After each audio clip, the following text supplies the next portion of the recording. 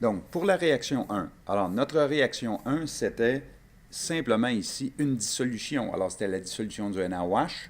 Donc, la réaction qu'on pourrait écrire comme ceci, là. Alors, on avait du NaOH qui était solide et ultimement, le NaOH se retrouve en solution, donc nous donne du Na+ aqueux et nous donne aussi du OH- aqueux.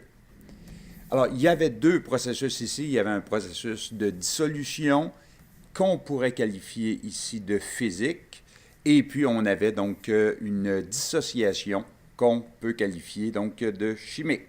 Alors, c'était une réaction physique et une réaction chimique qui faisait augmenter la température. Donc, il y avait libération d'énergie dans ce cas-là. Et puisqu'on a une libération d'énergie, c'est une réaction qui est exothermique. Pour ce qui est de la réaction 2, bien, la réaction 2, c'était simplement une neutralisation. Alors, la neutralisation, on avait ici une réaction qui était une réaction chimique qui libérait de l'énergie très rapidement. On l'a observé plus tôt. Et donc, si ça libérait, on a une réaction exothermique ici. Donc, l'équation de cette réaction-là, c'était la suivante. Alors, on avait tout simplement mis du HCl aqueux en réaction avec du NaOH aqueux, ce qui allait nous donner donc tout simplement de l'eau, alors H2O liquide ici, et on obtient donc du NaCl qui est en phase aqueuse ici. Alors ça, c'était notre réaction de neutralisation qui est une réaction exothermique. La réaction 3, on avait donc, au lieu d'avoir du NaOH aqueux, on avait du NaOH solide. Ce qui faisait qu'il y avait deux processus. Premièrement, le NaOH allait se dissoudre et se dissocier. On peut qualifier à ce moment-là de réaction physique et de réaction chimique. Et on combinait ça à une autre réaction chimique, c'est-à-dire la neutralisation comme telle. Alors, on avait une réaction physique qui était la dissolution, une réaction chimique, la dissociation, et une autre réaction chimique, la neutralisation. Et tout ça libérait de l'énergie, alors beaucoup d'énergie libérée ici. Et puis donc, c'était une réaction là extrêmement exothermique, beaucoup d'énergie libérée.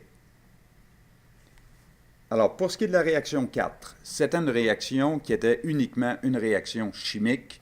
On avait de nouvelles molécules là, à la fin. Donc, une réaction chimique qui, cette fois-ci, absorbait énormément d'énergie parce que vraiment la température diminuait énormément. Et donc, c'était une réaction endothermique. Alors, une réaction seulement chimique qui absorbait ici de l'énergie. Alors, pour ce qui est de la réaction 5, ce qu'on avait, c'était une dissolution du NH4Cl dans l'eau. Alors, en réalité, la réaction, on avait du NH4Cl. Du NH4Cl, c'est un électrolyte, parce qu'on reconnaît ici des groupements. On a le groupement NH4, et puis on a le Cl qui va nous donner l'ion négatif. Alors, quand ça se dissout et ça se dissocie, ça nous donne du NH4+, en phase aqueuse, et ça nous donne aussi du Cl- en phase aqueuse aussi. Bon, ben, encore une fois, puisque c'est un électrolyte, on va avoir une réaction physique qui est la dissolution et une réaction chimique qui est la dissociation qui va suivre. Maintenant, la dissociation et la dissolution entraînaient une baisse de température. Donc, on a ici absorption, ce qui se traduit par une réaction endothermique ici. Maintenant, pour la réaction 6, on avait simplement un changement de phase. Alors, c'était la sensation de quelques gouttes d'acétone, soit sur la main ou encore sur notre thermomètre dans le fond. Alors ici, c'était simplement une réaction physique, donc un changement de phase, qui absorbait de l'énergie, donc une réaction endothermique. Alors, la réaction d'évaporation, qu'on pourrait écrire ici, donc, alors la réaction était tout simplement là notre acétone ou le méthanol, alors donc du CH3OH, qui était liquide au départ et qui s'évapore, qui me donne du CH3, donc OH, mais qui est gazeux. Alors, cette réaction-là est une réaction endothermique, donc un gain d'énergie. Ensuite, pour la réaction 7, on avait la dissolution du NaNO3 dans l'eau. Donc, si on écrit l'équation, le NaNO3 est un autre électrolyte. Quand il se dissout, il va me donner du Na+, donc en phase aqueuse, et du NO3-, donc aussi en phase aqueuse. Donc, j'ai un processus de dissolution. Alors, c'est une réaction physique suivie d'un processus de dissociation qu'on va qualifier de chimique. Et puisque la température descendait, on a ici une absorption d'énergie et on a une réaction, donc, qui est une réaction endothermique. Très semblable pour la réaction 8 ici. On avait la dissolution et la dissociation du NH4NO3 qui était solide au départ. Donc, qu'on met dans l'eau, qui va nous donner du NH4 plus aqueux, plus du NO3- aqueux.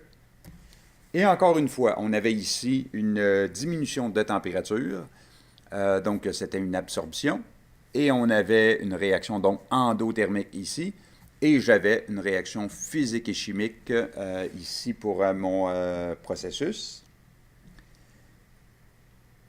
La réaction 9. Alors, la réaction 9, c'était tout simplement un changement de phase. Alors, c'était un changement de phase ici, et cette réaction-là, donc, c'était une réaction uniquement physique. Maintenant, parce qu'il y avait libération d'énergie, lorsqu'on avait une solidification, on a ici une libération d'énergie. Donc, c'était une réaction exothermique qui se produisait ici. Alors, j'ai comme équation ici, j'ai mon CH3COONA, qui est au départ, en réalité, là, il est en phase aqueuse, il y a très très peu d'eau. Mais donc, ici, on va avoir un changement de phase, il va y avoir une cristallisation. Mon CH3COONA va devenir tout simplement solide. Alors, il y a une cristallisation ici, et donc cette cristallisation-là est une libération d'énergie, donc une réaction exothermique.